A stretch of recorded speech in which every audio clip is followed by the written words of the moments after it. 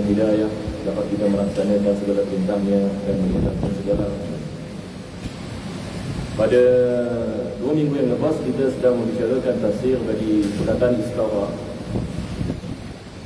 Dan saya membaca daripada beberapa kitab tafsir. Kita mula dengan tafsir Baydawi, selepas itu tafsir Mawardi. Minggu lepas kita membicarakan tentang Qurtubi dengan Ibn Kathir. Cuma hari ini kita masuk ini kepada soalan-soalan yang ditujukan berkenaan dengan kesambungan yang dibagi pengajian tafsir ini. Saya akan adakan pada waktu-waktu yang lain melalui live sahaja. Jadi kita kembali kepada soalan-soalan yang ditujukan. Kita berdoa mudah-mudahan Allah memberikan kepada kita kefahaman insya-Allah taala. Jadi soalan yang pertama menanyakan, Assalamualaikum Ustaz. Waalaikumsalam, tentang iddah setelah kematian suami. Saya difahamkan bahawa tempoh iddah 4 bulan 10 hari dan tidak digalakkan keluar rumah. Soalan saya ialah, kalau isteri bekerja, bolehkah dia terus bekerja? Bolehkah si isteri keluar bersama keluarga, iaitu keluar makan ataupun keluar negara kerana anak, atau keluarga ingin menenangkan fikirannya, tetapi aktiviti-aktiviti tidaklah yang melalaikan atau terlalu menggembirakan? Apakah sebab Islam mengenakan iddah yang lain untuk cerai dan kematian? Soalan ini menanyakan tentang iddah. Dan dalam Islam iddah kita ada 2 jenis. Kita ada iddatul wafa dengan iddatul talaq. Jadi soalan ini menanyakan tentang iddatul wafa.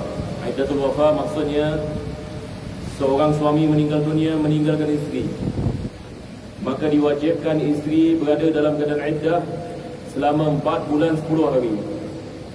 4 bulan 10 hari. Kalau orang menanyakan kenapa 4 bulan 10 hari, tidak 4 bulan 9 hari ke, ataupun 3 bulan dan 5 hari dan sebagainya, kita mengatakan Al-Quran mengatakan sedemikian. Allah Subhanahu wa taala yakni mengkhususkan 4 bulan 10 hari ini dalam Al-Quranul Karim. Walil mutallaqati yatarabbasna bi anfusihinna, ini adalah berkenaan dengan talak. Walladzina yatawaffawna minkum, bagi mereka-mereka yang suami-suami yang meninggal dunia, maka iddahnya adalah arba'ata ashhurin wa ashra, 4 bulan dan 10 hari ini iddahnya. Jadi daripada sini kita dapat 4 bulan 10 hari. Maka isteri berada dalam keadaan iddah. Dan apabila dia berada dalam keadaan iddah, ada perkara-perkara yang diharamkan dia melakukan. Daripadanya ada diharamkan dia memakai minyak wangi, diharamkan dia memakai pakaian yang biasa dipakai, yakni pakaian yang biasa dipakai dalam majlis-majlis. Tidak dibolehkan dia memakai pakaian yang sedemikian. Tidak dibolehkan dia menghiasi dirinya. Tidak dibolehkan dia memakai celak. Tidak dibolehkan dia memakai minyak wangi. Dan juga tidak dibolehkan dia keluar rumah tanpa sebab. Tidak dibolehkan. Melainkan kalau sekiranya seseorang itu berada dalam keadaan yang mana dia mengatakan, kalau saya tak keluar rumah, saya hati sangat risau, saya seorang ini kat rumah, suami saya baru meninggal dunia, saya perlu nak pergi kepada rumah mak saya ataupun rumah saudara saya supaya saya dapat tenangkan fikiran. Islam membolehkan ini pengecualian. Kalau sekiranya dia mengatakan saya hati tak tenang sebab baru kehilangan suami, apa saya nak buat? Adakah dibolehkan saya keluar rumah dalam keadaan sedemikian? Ini adalah pengecualian. Kalau sekiranya dia keluar rumah untuk menenangkan fikirannya dan pergi kepada rumah jirannya ataupun rumah saudaranya, dibolehkan, tapi dengan syarat malam dia nak kena balik. Malam nak kena balik, bukan ini overnight terus ini 3 hari, tidak dibolehkan. Jadi sebelum ini terbenam di matahari, maka diwajibkan dia kembali kepada rumahnya. Baik, jadi ini adalah sikit lebih kurang ini sedikit dari hukum ahkam yang bersangkut paut dengan wanita dalam keadaan iddah. Begitu juga kalau sekiranya dia sakit, dia boleh pergi doktor. Kalau dia sakit, dia boleh keluar rumah, dia boleh pergi ke doktor. Kalau dia mengatakan saya tidak ada nafkah, suami meninggal dunia, saya perlu ini bekerja, dibolehkan dia bekerja. Tapi selepas waktu kerja, wajib dia terus balik rumah. Selepas waktu kerja, wajib dia terus balik rumah. Ini kalau sekiranya dia memerlukan kepada pekerjaan, dia memerlukan kepada nafkah. Jadi soalan ini menanyakan, kalau isteri bekerja, bolehkah dia terus bekerja? Kita kena lihat kepada keadaan. Kalau sekiranya isteri mengatakan, kalau saya tidak bekerja, saya tidak mendapatkan apa-apa nafkah, dibolehkan dia bekerja. Dibolehkan dia bekerja. Tetapi kalau sekiranya dia mampu, ambil leave ini sebagai misal, maka diwajibkan yang dia melakukan sedemikian. Ataupun dia tidak memerlukan kepada pekerjaan sebab ini dia ada banyak wang. Ini adalah perkara yang berbeza. Seterusnya dia menanyakan, bolehkah si isteri keluar bersama keluarga, keluar makan, keluar negeri? Tidak dibolehkan. Tidak dibolehkan bagi seorang isteri dalam keadaan iddatul wafa, keluar daripada rumah setakat yang ini nak makan luar. Tidak dibolehkan. Melainkan kalau dia betul-betul yang ini dalam keadaan tidak ada makanan yang di rumah dan dia memerlu untuk membeli makanan. Kalau dia boleh makan yang di rumahnya, dia makan yang di rumahnya. Tidak dibolehkan baginya keluar negeri melancong ini misalnya. Suami baru semalam meninggal dunia, besok ini dia melancong. Ini tidak dibolehkan. Tidak dibolehkan. Soalan menanyakan, adakah dibolehkan yang di luar negeri? Tidak dibolehkan. Walaupun dengan niat menenangkan fikiran, tidak dibolehkan. Akhirnya menanyakan apakah sebab Islam mengenakan iddah yang lain untuk cerai dan kematian. Kita bagi tiap-tiap jenis iddah ada hikmah di sebaliknya. Kalau orang menanyakan apakah hikmah iddah talak ini sebagai misal, kita dalam talak juga kita ada iddah. Apabila seorang suami menceraikan isterinya, maka diwajibkan isterinya berada dalam keadaan iddah. Daripada hikmah ini sebaliknya adalah supaya kita mengetahui sama ada dia hamil atau tidak hamil. Sebab apabila seorang yang menceraikan isterinya, mungkin dia ada melakukan persetubuhan sebelum itu. Kalau sekiranya isterinya hamil, maka kita tahu anak itu balik kepada suami yang diceraikan. Maka ini adalah hikmah daripada iddah. Kalau sekiranya selepas 3 kali suci daripada haid, maka dia tidak hamil, khalas kita mengatakan kalau dia berkahwin dengan orang lain, kita tahu kalau dia hamil, ini bukan daripada suami yang pertama, ini adalah daripada suami yang kedua. Berkenaan dengan iddatul wafa, Islam ini meletakkan yang ini kewajiban ke atas ini suami. Sebab apabila seorang suami yang meninggal dunia, maka seorang isteri berada ini di dalam keadaan yang iddah ini sedemikian, juga daripadanya adalah untuk kita memastikan sama ada dia hamil ke dia tidak hamil.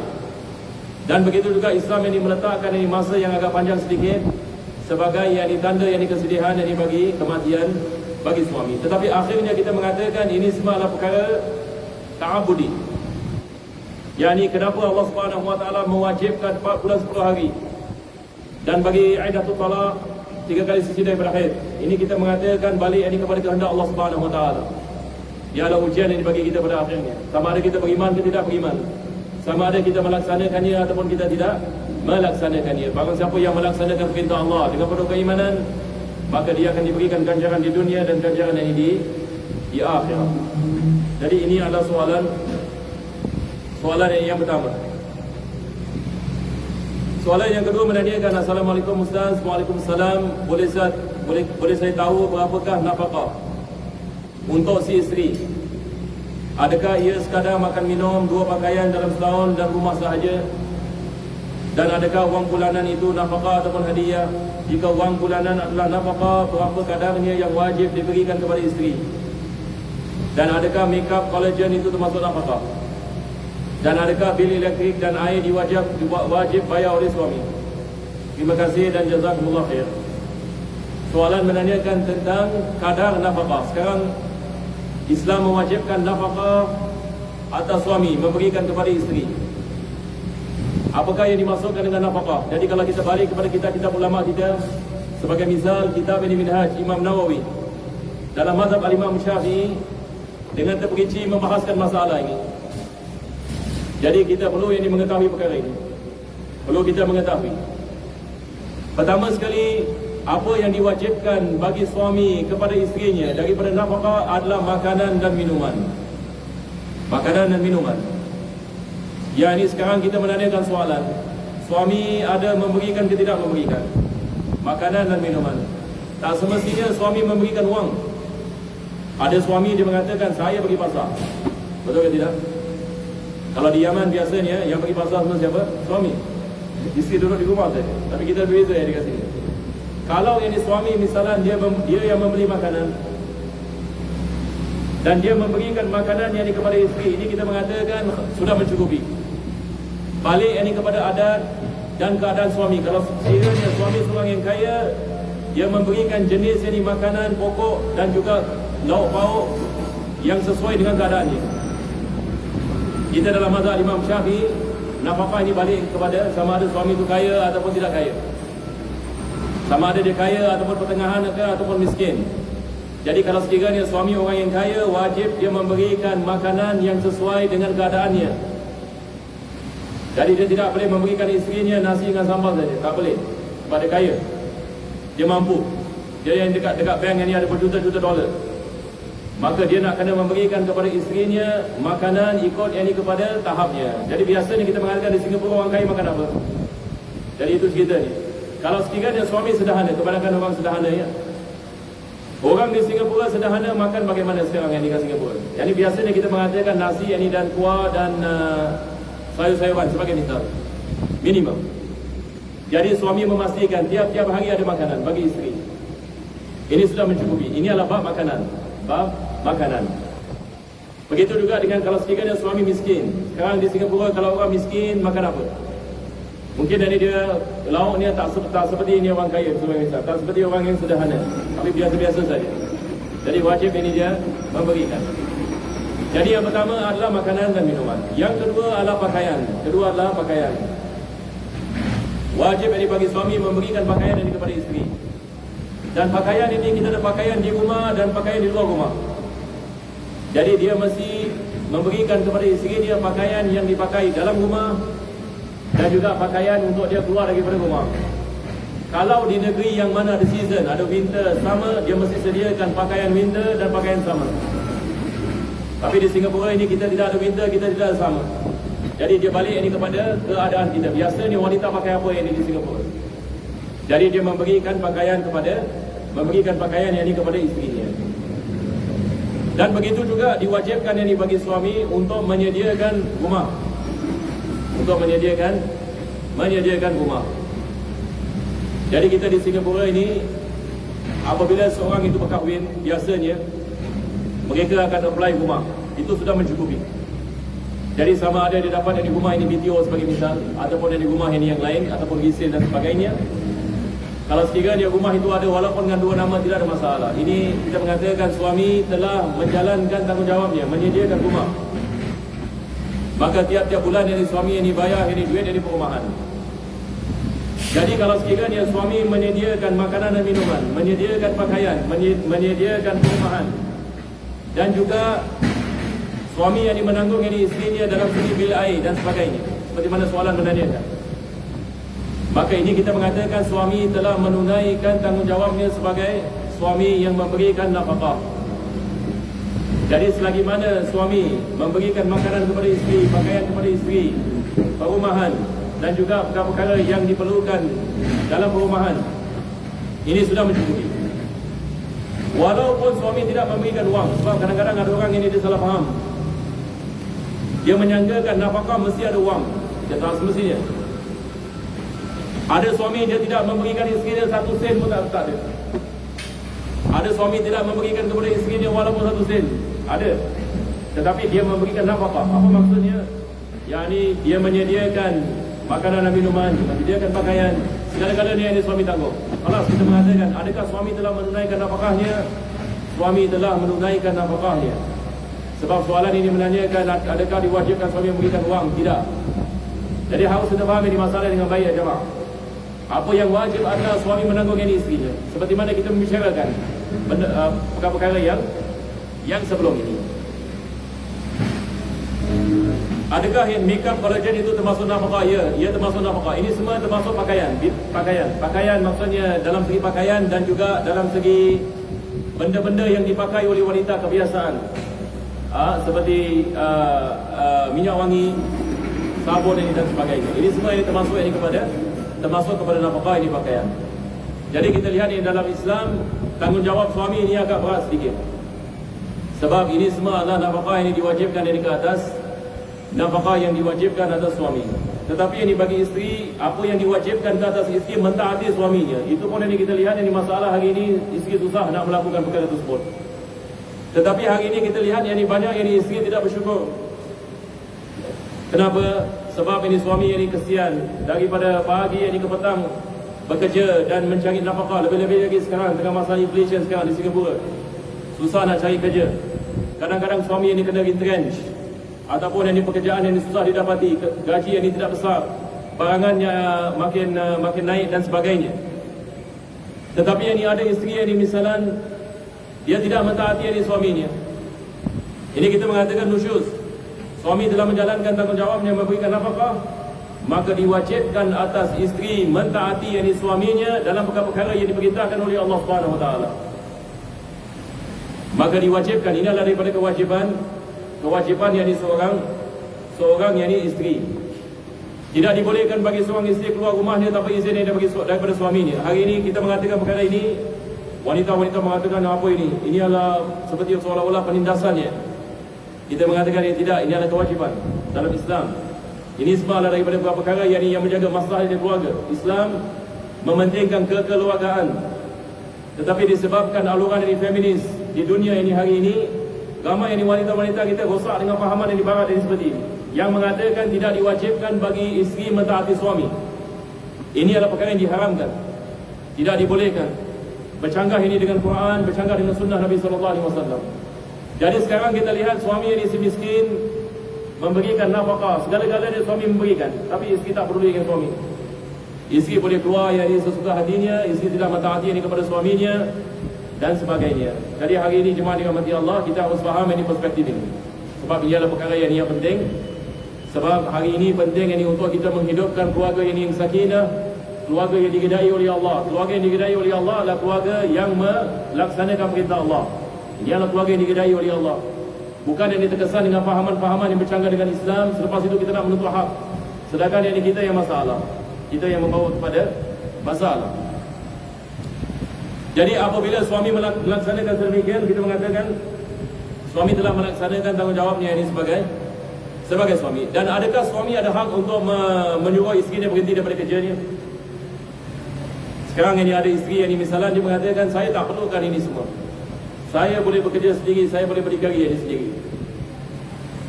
Suami mengatakan, tak, saya akan memberikan awak nafkah. Maka suami yang dia hak yang ini untuk mengatakan kepada isterinya, jangan yang ini bekerja, jangan yang ini bekerja. Tetapi kalau sekiranya suami ini mengizinkan seorang isteri boleh bekerja, kalau sekiranya pekerjaan itu tidak ada apa-apa yang bercanggah dengan ini syariat yang ini Islam. Jadi saya harap ini saya menjawab ini soalan ini.